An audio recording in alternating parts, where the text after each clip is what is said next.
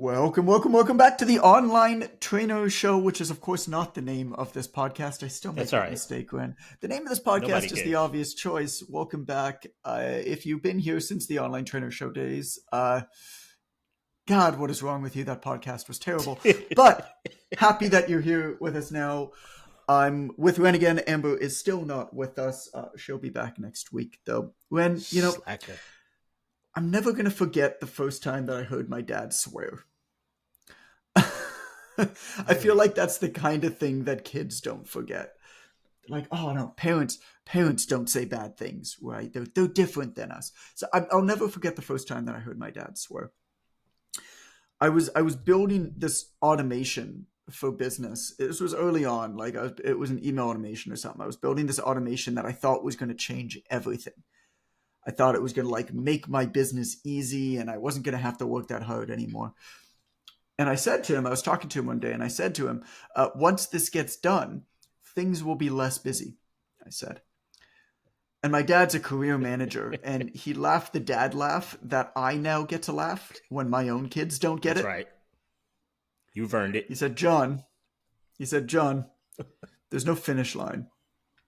Business doesn't ever get less busy. No matter what you do, it's just going to be one fucking thing after another. Oh, he said the first time was the F-bomb? Gosh. That was your introduction to your father cursing? The old F-Rooney? See, now just lets him fly. Now that I'm an adult, he just lets him fly. Yeah. Yeah. That's a big one for the first time. So, my dad worked as a manager for all these companies for years, but then his last job was he started a consultancy. It was called Frank H. Goodman and Associates. And I was an associate. His kids were his associates because we were 18 and not yet earning salaries. And so at that point, now the Canadian taxation laws have changed, but at that point, you could basically hire your kids and pay them a salary as a way to shelter from tax. And so we were his associates. And he worked from home. This is I don't know, God, I don't know how many years ago, 25 years ago, he was working from home. And he had this desk set up. I remember in our dining room, he had this desk set up. And there was 4 kids in the house. It was a busy house. Mm-hmm. And all that I remember is so often you just hear this loud fart come from the other room. And then you just hear, excuse me. And it was so funny. It was so funny because he was so, now, of course, I'm the dad who rips the loud farts, but it's the fact that he was so polite to yell, excuse me, to nobody in particular from the other room tells you what kind of a man my father was. Anyway, neither here nor there. I tell you the story because time-saving devices won't save you any time. Productivity apps, journals, and to-do lists don't shrink work. They expand expectations. You'll never be on top of everything because everything always expands. It's akin to a conveyor belt, borrowing a term from this anthropologist named Edward T. Hall. The minute you successfully automate out one job, delegate another, or fix your to-do list, the belt speeds up, bringing you new things to do. The better reputation that you earn from quickly finishing your work and the more you squeeze into your time, the more stuff you'll be given to do. That's not to say that you should knowingly do a bad job. Weaponizing your incompetence might work for things like folding the laundry poorly so that your wife gives in and finally lets you hire a house cleaner, but that's a bad general approach to life. Ask me how I know. Instead, you have to stop believing that the answer lies in figuring out how to do more. Instead, you've got to accept that hard choices about what to do with your time is imperative. I'll leave you with this one passage from Oliver Burkeman's wonderful book, 4,000 Weeks. He said, "Once you truly understand that you're guaranteed to miss out on almost every experience the world has to offer, the fact that there are so many you still haven't experienced stops feeling like a problem. Instead, you get to focus on fully enjoying the tiny slice of experiences you actually do have time for, and the freer you are to choose in each moment, which counts the most." Berkman later added, You have to choose a few things, sacrifice everything else, and deal with the inevitable sense of loss that results. I've always liked that. You can't fit it all in, can you, Ann? And the minute that you try, well played. God, well played. Oh, I'm on my game today, John. I'm sorry. Please continue. I don't know if I want to. I kind of want to let you take the mic. No, I've done enough here today, John. I'm about to doze off. I've got some snacks here on the desk. But you keep talking about the fitting of things and how they don't squeeze into the wherever the place is that they need to go. Fitting the things and then the other things and then the other things into the other things. That okay, quote just so a moment. There's one thing that I want to play. Just give me a sec. All right, go ahead. As he sips what I presume is Diet Coke or Coke Zero or some type of Coca-Cola. No, this is cold brew coffee. Amber, if you are listening, yes, I did figure out how to play these sounds. God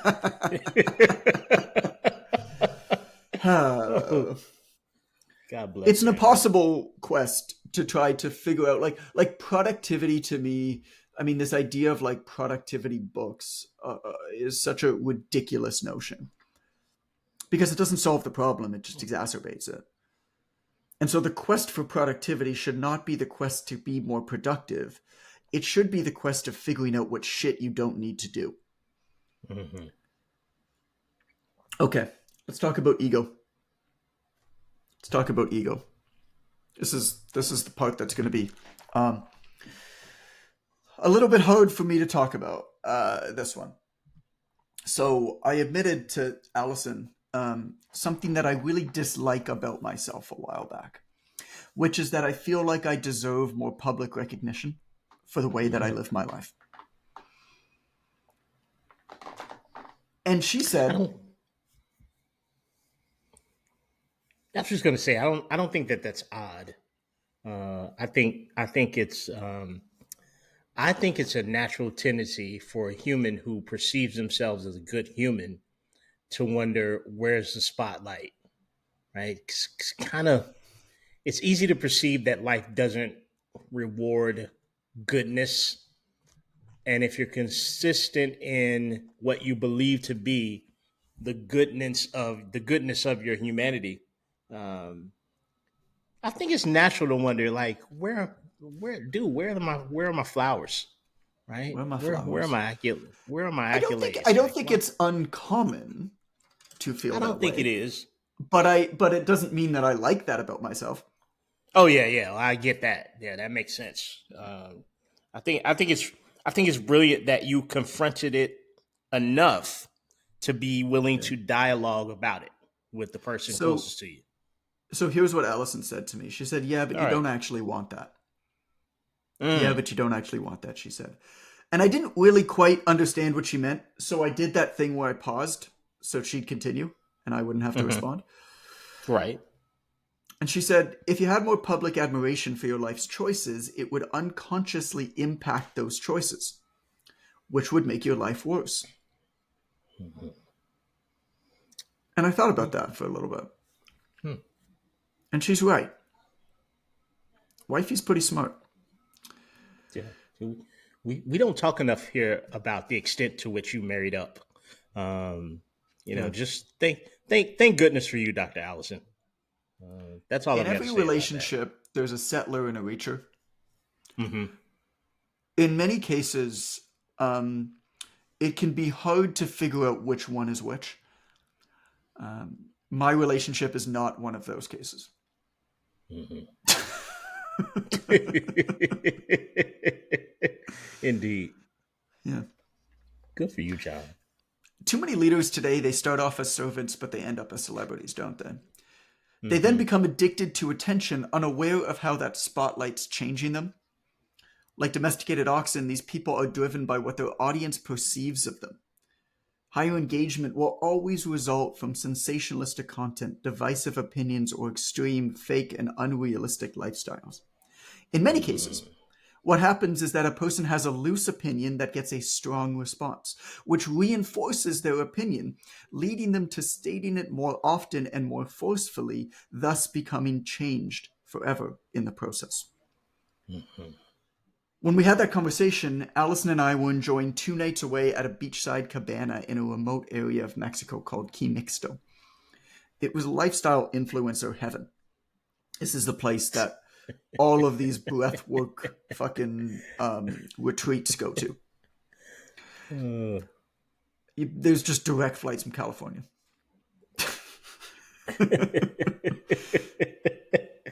Polyamorous vegans everywhere.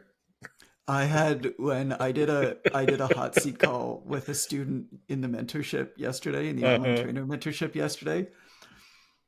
And he's from the Bay Area, and we were, talking about his situation. He's doing really well, but the issue that he was trying to overcome was that he's not that comfortable with technology, and he has this fear that if he doesn't showcase a perfect technological system to his clients, he's making up this story in his head that they're going to think all of these things about him that's less than ideal. Right. And so he's having trouble getting over it. So I asked him about a purchase that he recently made that felt really, really good to him. Like, just he came away from it and he was like, that felt really good. Like, I really like that person. I really want to do business with that person. And this guy told me he lives in the Bay Area, first of all. And he told me that he told me a story of when he went to a farmer's market the previous week and bought hummus. And I just stopped for a second, and I was just like, okay, I'm going to get to this. I'm going to get to this. Because clearly a farmer's market, like, my guess is that dude didn't have a good sign. You know what I'm saying? Right. But right. So of course we work backwards and, like, what was it about that experience and basically what came out of it is just like obsession over your thing. Like, obsession is contagious. Right. People want to be around other people who are obsessed with their thing.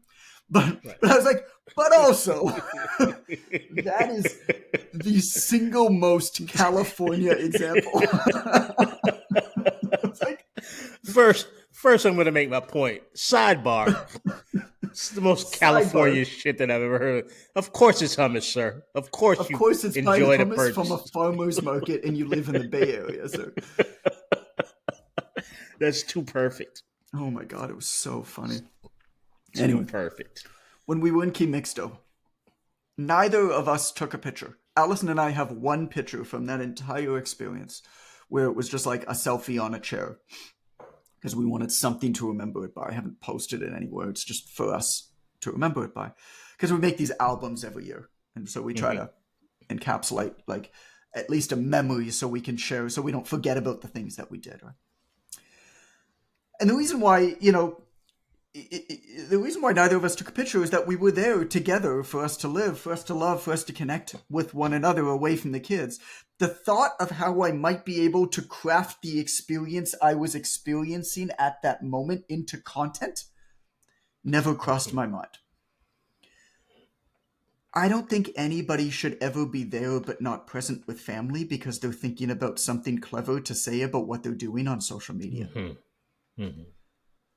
Your motivation must not be to get rich or famous, but to be seen as significant in the eyes of the few people who love you. I've got a friend with millions of followers. His social media is an all-encompassing obsession. He can't stop growing it. His ego does not allow for a pause. It leads his life. His friends are friends that he collabs with. He travels with a bulky camera, and he often pulls out his phone when he's with his wife and kids to write down an idea he just had for a post so he won't lose it. My friend lives his life there, but not present. And I don't know whether he's happy doing what he's doing, but we do talk often. And he said some variation of, when my accounts finally get to a certain size, I'll start a book. More than once. It's been over 3 years. You haven't started yet, I said one day. He didn't respond. So I continued. You've got millions of followers. How big do your accounts need to get? I asked. You see, my friend's designed his life around social media. His friends are all friends with benefits of a different kind. The kind who support one another to grow online. Is this guy ever going to flip a switch, change his way of being, and fully commit to the grind of book writing without the instant gratification that comes with the daily dopamine provided by likes and followers? I doubt it. Notoriety and recognition are fine if viewed as fortunate byproducts of doing the right work the right way. When they're stated as the goal, when building a following is the goal, when making money when you already have enough is the goal, when anything other than the love for your work and the love for the people you surround yourself with is the goal, you'll be led down a path that's destination can only be described as unhappy. There's more than 750 halls of fame in America, and more than 450 Who's Who publications run. And yet, if you speak to the people on these lists, you won't find that they're satisfied. I know this because I know a lot of people who make those Inc. 500 fastest growing company lists. I know some people who have made top 40, under 40 type lists from Forbes or Canada or whatever. Many of these people, all of the ones that I know, suffer from extreme comparison and burnout. And that's because prominence and significance aren't the same thing. But it's time to check in with myself. I'm jealous of my friend. I'm jealous of the attention that he gets. A part of me that I don't like feels like I deserve what he has, which is dumb. He's worked hard for it. But that's how I feel. Being jealous of what somebody has is different from being jealous of how they got it. It's okay to admire others without desiring the life that they've had to live in order to have it. Next time you're jealous of somebody, think, are you jealous of them as a whole, or just a piece of them that you wish that you had? Would you trade your life for theirs? Would you trade all of it? Whenever I find myself in a comparison funk to this guy, I run a cost-benefit analysis and quickly decide that as good as his numbers look on my screen, I wouldn't trade places. I do want his following. I'm jealous of his following. But his life would make me miserable. Because I'm not willing to do what he does. I don't want to be thinking of something witty or wise when I'm in a beachside cabana with my wife. I don't want to wait for the perfect lighting to take a photo. I'd rather skinny dip and eat cold watermelon and lose track of time. So far, my friend's committed 3 years to his online following. During those same 3 years, I've written 1.5 books. Perhaps it's right for him. I can't say. All that I know is that I wouldn't trade places. The trade-off, of course, is that if my friend would have paused for a bit and fixed the holes in his business, or write a book like he says he wants to, or tackle any other bigger project, it would take away from his growth. And if that were to happen, his online buddies would first ask where he's gone. Then they would stop messaging and begin doing collabs with other people. Because my friend would cease to be valuable to them. In addition to his ego taking a hit, his newfound social life would disintegrate. All of this would be hard to stomach. Therefore, every day that he decides to commit to social media above all else makes it harder for him to ever do anything else. Nobody ever talks about the in-between times enough, only what's next. Sometimes there isn't a what's next yet, though. Sometimes we have to be in an in-between time for a while. And in those times, the best thing to do is to prepare for what's next by focusing on things like skill development, network, or in my case in 2021, growing an online platform. Because for 1.5 years, I didn't know what my next move was going to be. And at first, it was a source of stress. Then I kind of leaned into this in-between time and decided to grow my social media accounts. It wasn't quite a full-time job, but it absorbed a lot of my best creative energy. And this is what people don't tell you when they have big social media accounts. They don't tell you that at one point, for a very long period of time, they very likely committed a minimum of 4 to 6 hours a day solely on social media. because that's what it requires in order to grow a big account. Now, it's not saying you always have to spend that time, but at one point, for at least a year, probably more, my guess is just about every single person that has a following that you admire committed a minimum of 4 hours a day for at least a year. That's the reality of it. Near the end of the year, I started feeling a pull to write another book. I told myself that I wasn't going to write another book until I couldn't not write another book, and the time had come. I felt the fire again, and that book is what turned into The Obvious Choice. The one that I'm writing next, of course, followed. What's next for me, I realized after 2021, has become full-fledged authorship, which is an all-consuming endeavor. A trade-off was that when I found my next, growing my social media got relegated to the back seat. Appropriately viewed now as a byproduct of success in other areas, a lagging indicator of great work, not leading. By then, though, my following was big enough. Not huge. My following's not huge by any influencer's measure, but it's enough of a launch pad that if my books are great, they be given the chance that they need to succeed. You see, a big social media platform won't make a bad product successful. It'll make it fail faster. If a thing sucks, it sucks. No audience can save you from that. You don't need to look very far past a whole bunch of the top influencers in the world that just market shit constantly to see how many times they have to reinvent themselves over and over and over again. Because their things suck, but also because they have big audiences, flames up, flames out really, really quick. On the flip side, though, a great product with no distribution network might never get the critical mass of people checking it out that it needs to in order to have the chance it deserves. So a distribution network is undoubtedly important. And today that's often in the form of social media. Doesn't have to be, but often is. But I do believe that there's such a thing as enough. I'm happy that I own my platform, but I'm also happy that my platform doesn't own me. Ego aside, I'll commit to about a 30 to 60 day season to grow it 1 to 2 times a year so it's primed and ready to serve me when I need it. Competition, not personal betterment, leads to a misguided desire to acquire. Envy is the enemy of contentment. Your ego wants more than it wants to have. The truth, though, is that we only envy the people closest to us. Family members envy one another, neighbors envy neighbors, and colleagues envy colleagues. So I guess if you want to be really happy in your middle class, the best way to do it would be to move into a poor neighborhood. Then you'll have nobody to envy, unless you log on to the internet, of course. But that's pretty silly.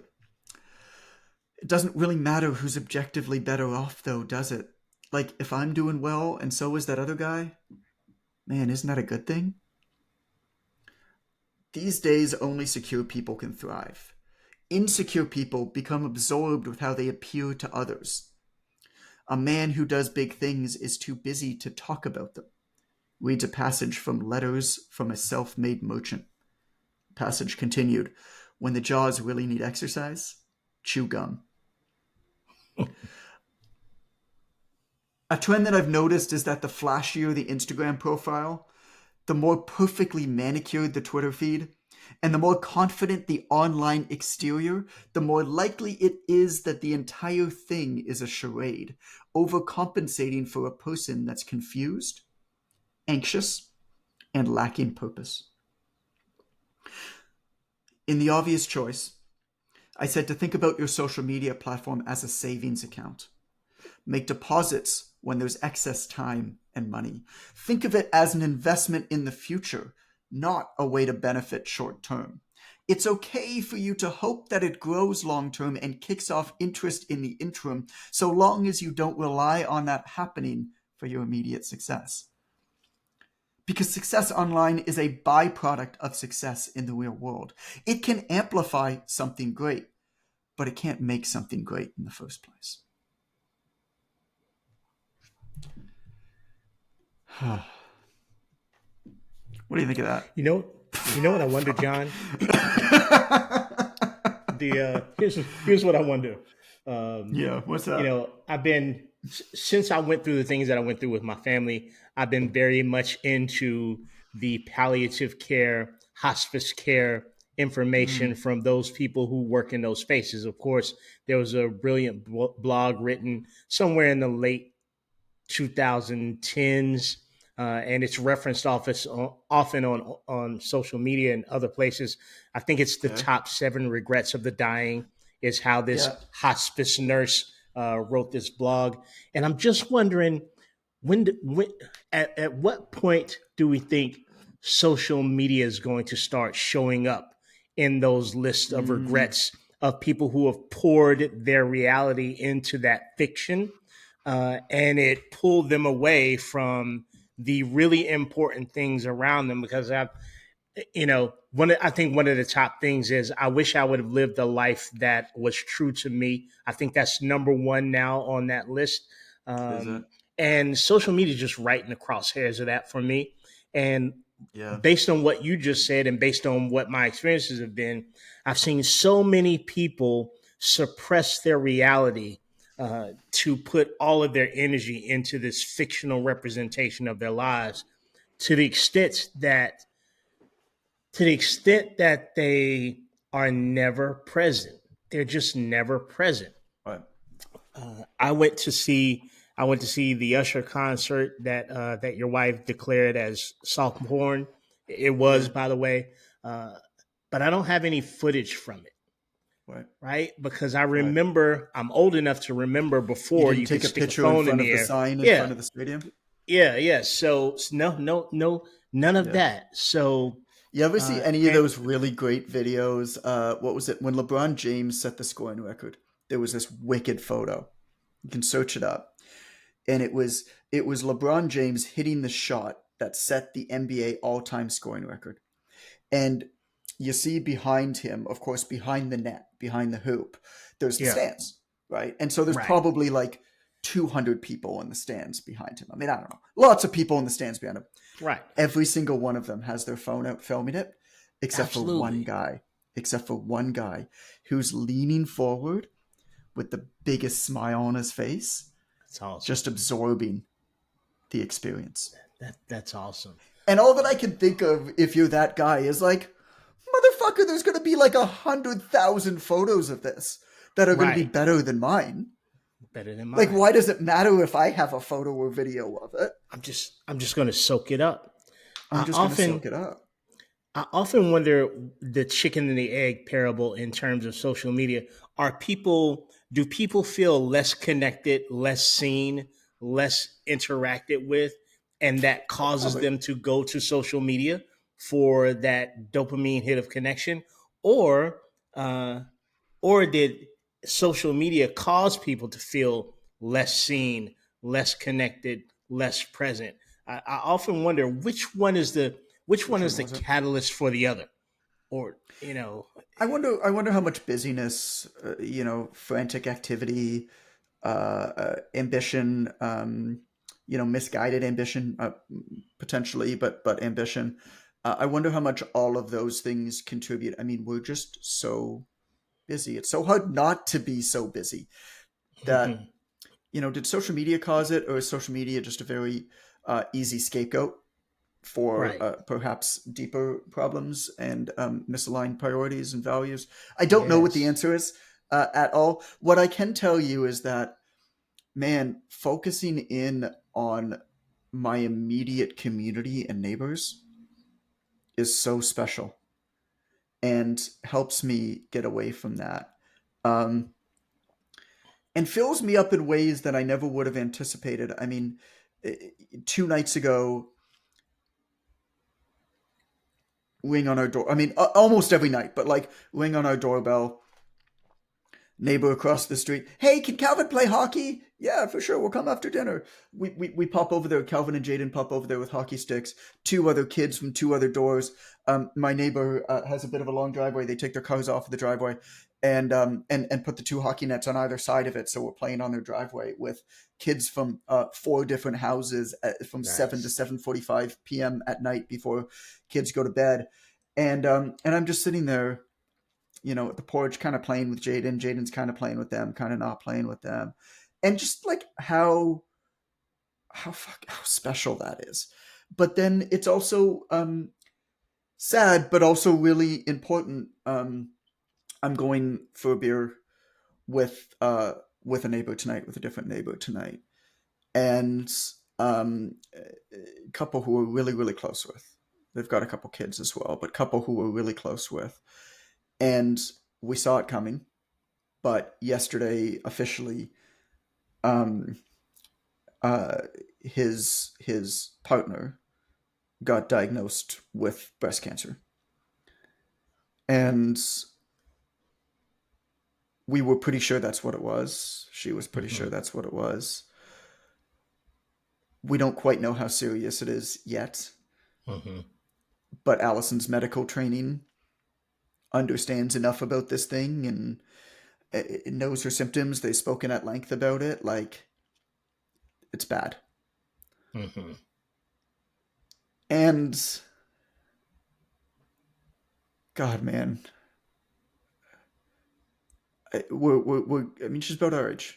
She's about my age, right? She's about 40 years old, 40 and change. I don't know. I'm sure you're the same point, Wen, because you're a couple years ahead of me. I'm getting to the point now where things are happening to people I love. Yes. That I knew happened to people that I thought only happened to people that I don't know. Right. Absolutely. Absolutely correct. This is life. It's beautiful one day. God, it's hard the next, man. Absolutely. Absolutely. But to be able to have people close to you to experience it with, to be with, to go for a beer with, because of what just happened to his partner, and to be there for him. I mean, fuck. I'm not going to post about that on Instagram, Right. Right. Some things are just experiences. Here's what's happened to me. The older I've gotten, the less important the important things have become, and the more important the less important things have become to me. And I think it's just that.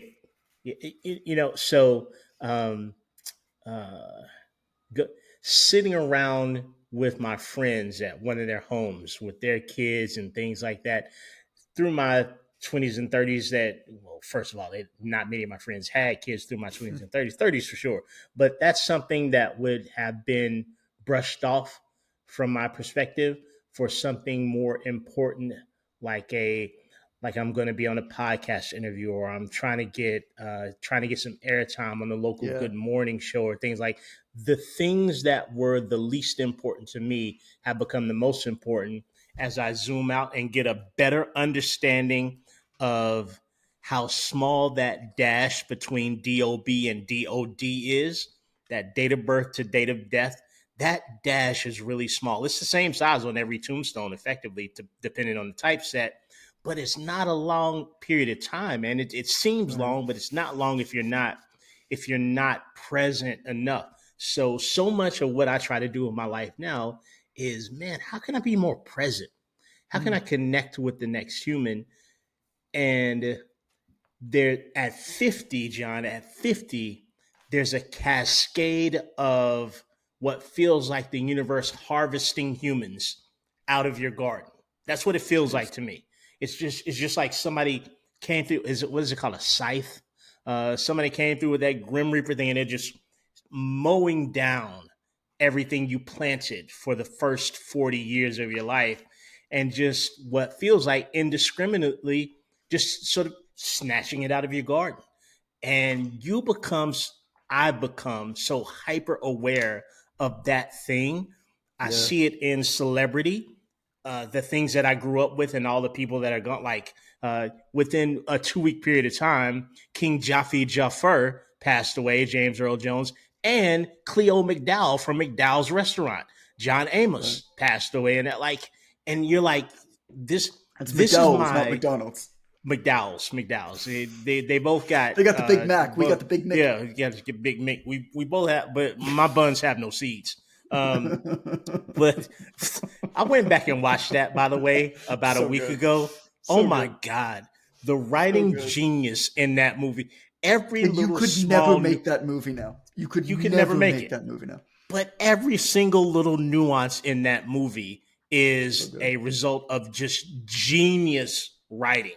Like writing, like we'll never see comedic writing like that ever again. Partially because of cancel culture, but partially because they just set the precedent in so many. But in any case, so yeah, man, you think more about, man, I'm so glad that I'm here to have a beer with this Yeah. neighbor who's going through something that I can't really understand. I can't console them, but I can sit there with them and be present as they have this experience that I am so sad that they're having. And that ends up being the important shit, man. One other thing I wanted to mention, because in what you were speaking about here with the tipping of some mundane or maybe incorrect or maybe mistaken subject matter spoken about boisterously and getting the attention that empowers you to continue to do that, man, I just feel like I, I listen to a lot of podcasts. I never listen to ours, obviously. But I listen to a lot of podcasts, and I just feel like I feel like there's a bubble bursting coming in from that format, because we have moved quickly away from trafficking in information to trafficking in attention. And it doesn't really matter to the people what they say. Once the sponsorships start, you just want the clicks, you just want the downloads, you just want the eyes. Yeah. And I witnessed that from something that I used to love to listen to, which is Huberman. Early on. I feel like I'm one of the people to discover the rock band when it was in the garage, right? Yeah, So right. now I don't like it because Right. they're famous. But Yeah, but sure. I see the shifting to trafficking solely in attention, Right. being indiscriminate about the information. I love that part of what I you mean, wrote. the problem with that is he picked a format that is completely contradicts the type of information and the way that that information should be delivered. I Right. mean, a podcast format needs to be a few hours long, an hour, a few hours long, needs to be posted regularly. There needs to be a lot of episodes because that's how the monetization structures work. Mm-hmm. The topic that he talks about doesn't require anywhere close to that amount of time, and there isn't that many topics that are important. So inevitably, he's going to get through the 5 things he needs to talk about that he probably Right. should talk about for 15 minutes, but he talked about for 3 hours. And then Right. you've got nothing. But the train's Yeah. got to keep rolling. Keep I mean, rolling. that's just a mismatch. That's just a information media mismatch, is all that is. I'd rather stop and let it exist and let people go back and reference it than just the trafficking And people have done in that. the trafficking in attention is it feels evil to me. Like it feels bad. And even if you look at his platforms, right, it's just influencers patting each other's asses. Pretty much. Like you look at like Huberman's feeds, it's like it's basically him meeting up socially with other influencers. Right. And I'm sure that he meets up with other people too. But that's not what you see. Mm-hmm. And it's so clearly fabricated. It's so clearly phony that I just want no part of it. Right. There's something. So I haven't written this section of the book yet. I won't get to it for a while, but we get to the final couple sections of this upcoming book is about relationships, right? It's about people and the people who matter and friendship and adult friendship. And I think those are really important topics to explore.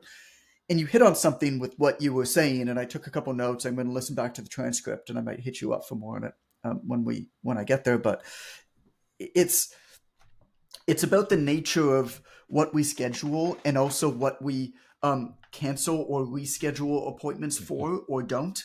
You know, when was the last time that you had something for work where something personal came up and you were like, oh, I need to cancel that work thing because this personal thing is more important? It seems so ridiculous to talk about it, but then you think about it and it's like, no, actually, probably you should do that more often. Right. But it's totally reasonable for you to cancel on somebody that you love and say, hey, sorry, something came up. Can we meet up next week? And that something inevitably is always associated with something professional. Not saying you should never do that, right? But it never goes the other way around, does it? Rarely. And until, like you said, until you get, I don't know if age is the right way to look at it, until you come to a certain realization about existence. And it's like, once you come to that realization, you can't turn it, you can't undo it, right? Once your eyes are open to it, they can't be shut to it. And then everything gets really interesting because you start asking yourself tougher questions about who you actually are and what you actually value and what's really important and what are you really going to be thinking about at 99 and a half on your deathbed. And then life gets a bit trickier, right? The decisions have a little bit more weight. But bro, when you said that, that's definitely where I am right now as a human. I'm just like, how can I get more of the human stuff? Because I've been, grinding's not the right word, but I've been in the space of achievement so long that it's blatantly pursuing. It's blatantly aware to me that there is no such thing, right? You have a good hour, you have a bad hour, you have a good day, you have a bad day, but there's no there to get to. You don't get there. There is no there. It's a GPS to an empty lot. You get there and it's like, you have arrived and you're like, well, shit, there's nothing on this lot. And there never was, right? But you've been driving like a madman through traffic for the last 30 years of your life trying to get to that destination. And you get there and it's like, okay, you can build here, but there's nothing already here, right? When you're like, shit, I could have built where I was. I could have built the lot that I started on before I drove an hour and a half. Like that's what gets really interesting when you're balancing like achievement and business and people that you love. And, I came into this business through the loss of very significant people in my family. Like that's how I got here in the first place. So my education in business really has been an education of restructuring prioritization. And that's just kind of where I am now. Interesting. I'm like, damn, I want to do shit that I like doing with people that I like doing it with. More of that, please. Right. Cause I'm not going to get to some fictitious destination. I digress, but I like this. I like what you're writing about here. And I wish more people, I'll say in the self-help space or the business space, but I know it's more than that. But I wish more people were provided with the opportunity to write about these important things. Hey, I get, I'm a James Clear fan. I get habit stacking, great technique. It's helped me do some things. But also, James, how much time are you spending with your family, bro? Like, what do you regret not doing in your life? Tell me about some of your decisions that you've made that you're like, if I could go back, I'd reprioritize. Like, to me, that's the kind of self-help that more people need. And by all accounts, James does have his priorities very much in check. Very much so. But you never hear about them. But really. You're right. Right. And I agree with you. There's space for that. He does write about friendship and relationship in his newsletter, but like it's little bullet points. I mean, there's nothing. Oh yeah, the 3, 2, 1. Yeah. There's nothing one really of there. one of the things I love that we both experienced in the same room a couple of weeks ago in Edmonton. I love that Vic got up and said, "Hey, look, I can scale you to 10K, 100K, but the bottom line, I fucked up, right? I was prioritizing a lot of things that weren't important. Now my relationships with my loved ones are screwed. Let's preface everything I'm going to say with that first." And I don't know him personally, and he could have been full of shit, but I appreciated the fact that someone got up and said that in the midst of all the go. You talk about it regularly here. I know pretty much on every personally. podcast we've ever. So that was authentic. I only know what I felt. He lives pretty close to me. When he was still with his wife, their house was actually very close to ours. I mean, he had been over at my place. I'd been to his place multiple times. I know his wife well. Met his kids a bunch of times. We know each other well. I was surprised that they separated because, I mean, he's been obsessive about his work in that way and extraordinarily aggressive for a very, very long time. And so, I figured that they had figured out a way that worked for them. And I guess not. I guess it was a source of stress. Right. I don't know. You never know what's going on behind the scenes, right? Yeah, I like that he prefaced that. But, you still, it's good to be able to say something like that in retrospect. Like, I fucked up, but it would have kind of been nice to not be pushing forward that message for the last 10 years. Right. Right. Like at some point you saw the signs and you still did it because it was working. Right. So, good, but could be better, I guess, is kind of my approach. Anyway, let's cut it here, man. All right.